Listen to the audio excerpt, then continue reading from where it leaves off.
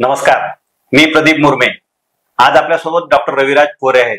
Doctor पोरे हे लातूर शहरातील एक नामांकित अशा प्रकारचे होमिओपॅथिक वैद्यकीय तज्ञ आहेत। मागील 16 वर्षापासून ते लातूर शहरामध्ये वैद्यकीय व्यवसाय करतात आणि त्यांची विशेष ओळख म्हणजे फक्त लातूर जिल्ह्यात नव्हे तर मराठवाड्यातील 8 जिल्ह्यातून फार मोठ्या संख्येने रुग्ण त्यांच्या या क्लिनिकमध्ये येत असतात। वैद्यकीय क्षेत्रातील त्यांची जी काही विशेश कामगिरी आहे ही कामगिरी लक्षात घेऊन त्यांना नुकतंच बीड येथे उत्कृष्टता पुरस्काराने सन्मानित करण्यात आला आहे। याच पार्श्वभूमीवर आज आपण डॉक्टर पोरे यांच्याशी संवाद साधणार आहोत। नमस्कार सर। नमस्कार सर, सर्वप्रथम आपलं खूप खूप अभिनंदन की नुकतंच बीड येथे तुमचा उत्कृष्टता पुरस्काराने अभिनंदन करण्यात आलं किंवा गौरवण्यात आलं। तर आपल्याला काही पुरस्कार मिळाला, त्या पुरस्काराबद्दल तुम्ही आम्हाला अधिक काय सांगाल? Sonajirao Kshirsagar homeopathic medical college Beed या संस्थेच्या गोल्डन जुबली या औचित्यावर तिथे नॅशनल सेमिनार आयोजित करण्यात आलेला होता। या सेमिनार मध्ये नॅशनल लेवलच्या स्टेजवर मला पण एक सेमिनार देण्याची, लेक्चर देण्याची संधी मिळाली। त्याबद्दल प्रथम स्वाभाविक आनंद झाला। या सेमिनार मध्ये यूज ऑफ फिजिओग्नॉमी इन होमिओपॅथी या विषयावर मी लेक्चर दिले होते।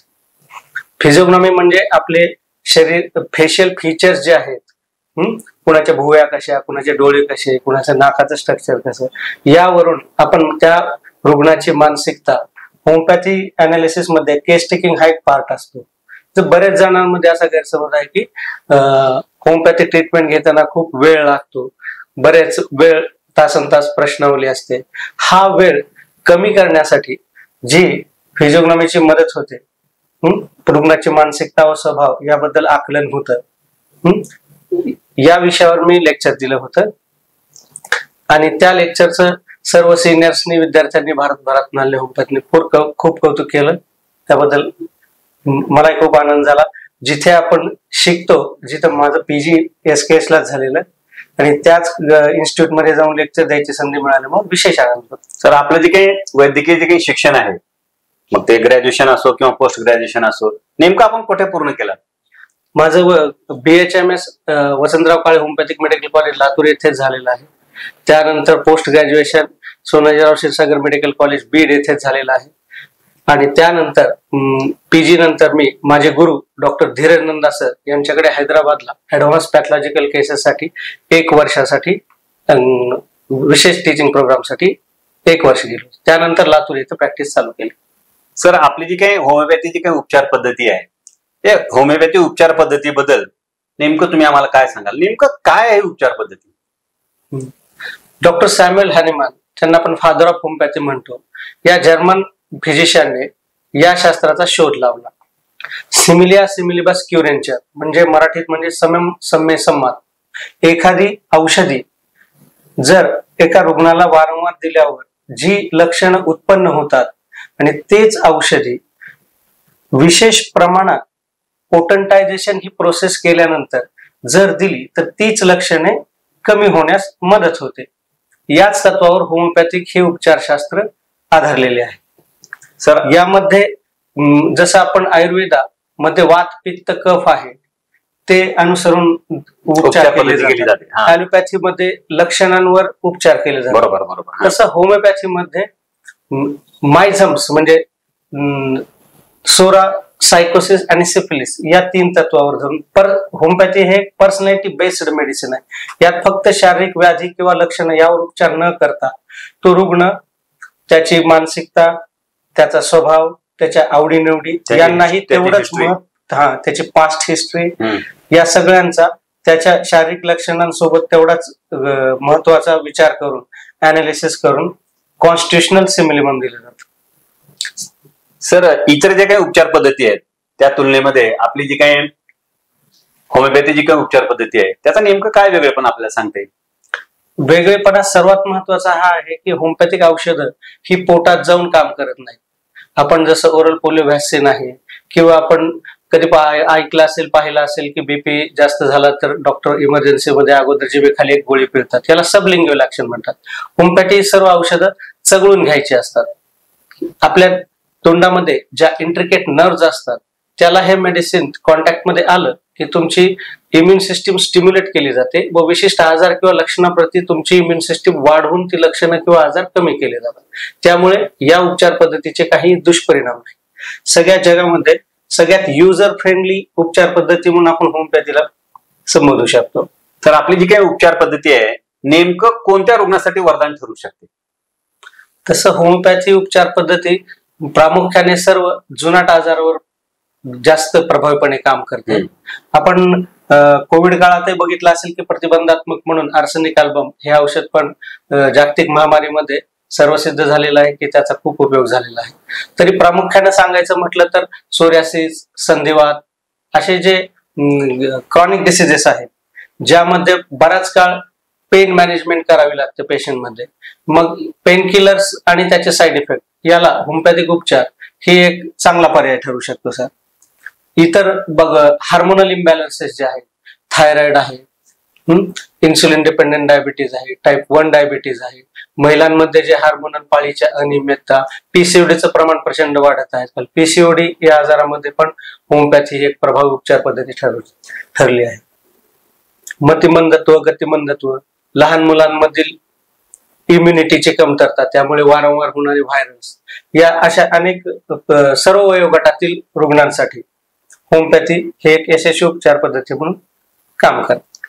होमिओपॅथिकचे वैद्यकीय तज्ञ डॉक्टर रविराज पोरे यांचं नेमकं कोणत्या विकारावरती विशेष अशा प्रकारचा हातखंड आहे असं काय सांगता येईल? तसा सर्वच आजारांवर आपण उपचार प्रभावीपणे करतो, पण प्रामुख्याने सांगायचं झालं तर संधिवात आहे, सोरियासिस आहे, ॲलर्जीज आहे, आर्टिकारिया आहे, या जुनाट व्याधी तर आहेत, लहान मुलांमधील विकार, ऑटिझम आहे. पण दैनंदिन रुटीन मध्ये ज्याला जास्त पर्याय नाहीयेत अशा कल्कॅनियम स्पर म्हणजे ज्याला आपण टाचदुखी म्हणतो, बरोबर, किंवा कुरूप होणे, वारंवार ऑपरेशन केलं तरी वापस येतं. ॲलर्जीज मध्ये अँटी ॲलर्जी झोप येणाऱ्या गोळ्या खाण्यापेक्षा होमिओपॅथी या अनेक याच्यावर जास्त प्रभावीपणे आपण फोकस करतो.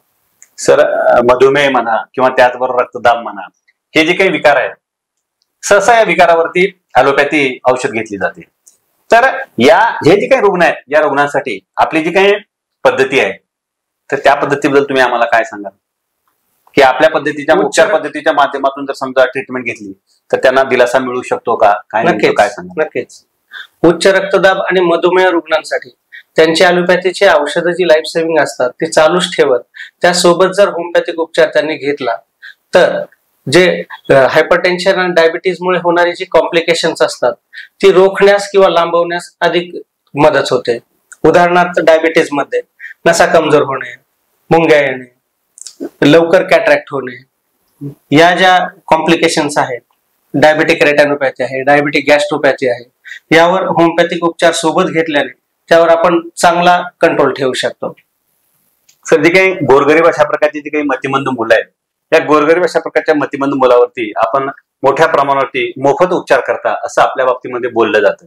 तर नेमकं काय सांगाल या संदर्भामध्ये तुम्ही आम्हाला? माझे गुरु डॉक्टर प्रफुल्ल विजयकर यांनी त्यांच्या जीवनात 1 लाख प्लस पेशंट ऑटिझम, मतिमंद, गतिमंदत्वाचे ट्रीट केले. त्यावेळेस पासून माझ्या मनात असं होतं की आपण वैद्यकीय सेवा पुरवताना एका सोशल कॉजवर काम करावं. म्हणून मी पण या विषयावर काम करायचे ठरवले आणि गेले 7-8 वर्षापासून ग्रामीण भागातील गरीब जे ऑटिझम, मतिमंद, गतिमंद रुग्ण आहेत त्यांची फार बिकट परिस्थिती आहे. मुलांना 1, 2, 3 वेळा आणलं जातं आणि त्यानंतर पुन्हा ते पालक अक्षम असतात आर्थिकदृष्ट्या, त्यांना माहिती नसते होमिओपॅथी बद्दल. तर ग्रामीण भागातील रुग्णांना याचा जास्तीत जास्त लाभ व्हावा असे आपल्या माध्यमातून पण मी आवाहन करत आहे. या अशा केसेसमध्ये होमिओपॅथी ही प्रभावी उपचार पद्धती आहे हे ग्रामीण भागात फार कमी लोकांना माहिती आहे. आज आपल्या माध्यमातून आपण पण इतरांना सांगा की जर कोणी असं असेल रुग्ण माहितीतला तर त्यांनी माझ्याशी संपर्क करावा.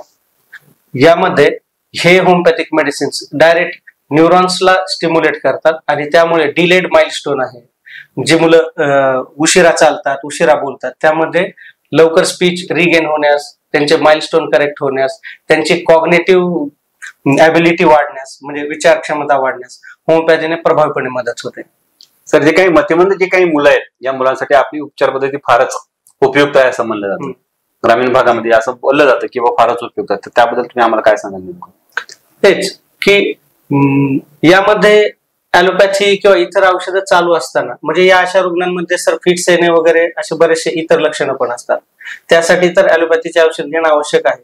पण त्यासोबत त्यांनी जर होमिओपॅथिक मेडिसिन्स घेतली तर ते मुलं त्यांची मेंदूची वाढ किंवा क्षमता ही वाढवून जास्तीत जास्त ही मुलं स्वावलंबी कशी बनवू शकतात याकडे आपण जास्त भर दिला. तर मागील 16 वर्षापासून आपण लातूर शहरामध्ये जे काही वैद्यकीय जो काही व्यवसाय आहे त्या वैद्यकीय व्यवसायामध्ये आपण कार्यरत आहात.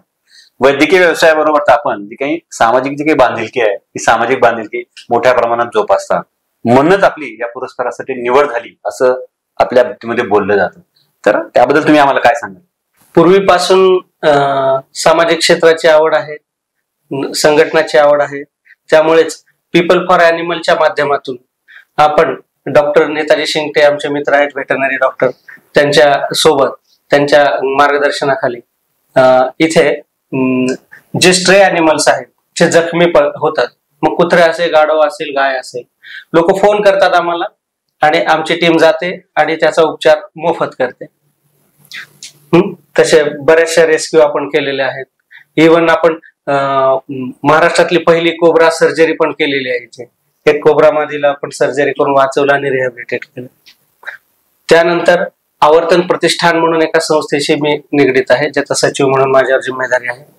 ही संस्था अभिजात शास्त्रीय संगीताला पुनर्स्थापना व्हावी किंवा ग्रामीण भागात जास्त इथल्या विद्यार्थ्यांना स्टेज नाहीये, त्यासाठी दर महिन्याला एक मैफिल आपण फक्त आणि फक्त शास्त्रीय संगीताची घेतो. मला सांगायला आनंद आहे सर की आवर्तन प्रतिष्ठान ही एकमेव संस्था आहे जी फक्त आणि फक्त शास्त्रीय संगीतासाठी काम करते. आता 116 महिने झाले आपण अविरत हे काम चालू ठेवलेलं आहे. परवाच त्याचा शताब्दी महोत्सव खूप मोठ्या प्रमाणात आपण केलेला आहे 2 दिवशी. सर, कोरोनाचं जे काही संकट आपल्यावरती ओढवलं होतं त्या कोरोनाच्या संकटामध्ये किंवा कोरोनाच्या महामारीमध्ये आपण प्रतिबंधात्मक अशा प्रकारचे औषधाचं वाटप मोठ्या प्रमाणात केलं असंही आपल्या बाबतीमध्ये बोललं जातं. तर नेमकं त्याबद्दल तुम्ही आम्हाला काय सांगाल? कोरोनाचा काळ खूपच बिकट होता. एक होमपॅथ म्हणून प्रत्येक जणच आपल्या परीने जे जे काही शक्य आहे ते करत होता. एक होमपॅथ म्हणून ज्यावेळेस हे निष्कर्ष आले की आर्सेनिक अल्बम 30 हे औषध प्रतिबंधात्मक म्हणून उत्तमरित्या काम करत आहे, त्यानंतर या औषधाचा उपलब्धता सर्वांना त्यावेळेस उपलब्धता पण खूप कमी होती. आपण त्याची मोठ्या प्रमाणावर उपलब्धता करून घेतली आणि त्यानंतर सर्वप्रथम काही संस्था आणि काही नगरसेवक, नगराध्यक्ष मित्र यांच्या मदतीने आशा वर्कर्सला दिलं, जे फ्रंटलाईन वर्कर्स होते. त्यानंतर सर्वप्रथम आपण हे जे घंटागाडी कर्मचारी आहेत 800 महानगरपालिकेचे, मला लातूर महानगर, त्यांना अगोदर दिले, कारण त्यांना अगोदर फ्रंटलाईन म्हणून त्याची गरज जास्त होती. त्यानंतर विविध बँका, सरकारी कार्यालय, मनपाची कार्यालय या आणि जो क्लिनिकला येईल तो, आणि त्यानंतर सर्वात महत्वाचं सिव्हिल हॉस्पिटलचा जो परिचारक स्टाफ होता त्यांना आपण सलग 8 महिने मी मोफत आर्सेनिक अल्बम पुरवलं. त्यामुळे त्यांच्यामध्ये कोरोना बाधितांची न होण्यासाठी त्याला खूप मदत झाली. त्यावेळेस HDFC बँकेनं मला हिरो ऑफ नेबरहुड या अवॉर्डनं पण सन्मानित केलं होतं. त्यावेळेस विविध कंटेनमेंट झोन मध्ये जाऊन आपण प्रत्यक्ष सुद्धा आर्सेनिक अल्बम हे वाटप केलं होतं त्या काळात. सर, नुकतंच आपलं बीड येथे सन्मान झाला, गौरव झाला, म्हणून आपण या ठिकाणी आपली मुलाखत घेत आहात. आता बाजूला बघितलं तर या ठिकाणी अनेक ट्रॉफी म्हणा, अनेक पुरस्कार पाहायला मिळतात. तर मागील 16 वर्षामध्ये आज सांगायत आपला नेमकं किती पुरस्कार मिळाले, काय सांगता येईल? अंदाजे म्हणायचं तर भरपूर आहेत. म्हणजे असं संख्येमध्ये काय? संख्येमध्ये असेल 25, 51 असं काय जे आहेत. आता इथं जवळपास माझ्या माहितीनुसार 15 तर 30 आले म्हणून विचारलं. 25-30 असतील. विविध याच इतर काही MD अभ्यासक्रम असणारे महाविद्यालयामध्ये व्हिजिटिंग फॅकल्टी म्हणून लेक्चरला जात असतो. विविध सेमिनार्स मध्ये आपले पेपर प्रेझेंट करत असतो. बरेच आर्टिकल 2008, 9, 10 पासून ऑनलाईन पण माझे जर्नल्स मध्ये प्रेझेंट झालेले आहेत. 2010 मध्ये ऍडव्हान्स होमपॅथी या विषयावरच्या माझ्या आर्टिकलला ऑस्ट्रेलियन होमपॅथीचा best read article of the year हा अवॉर्ड पण मिळालेला होता. बेस्ट.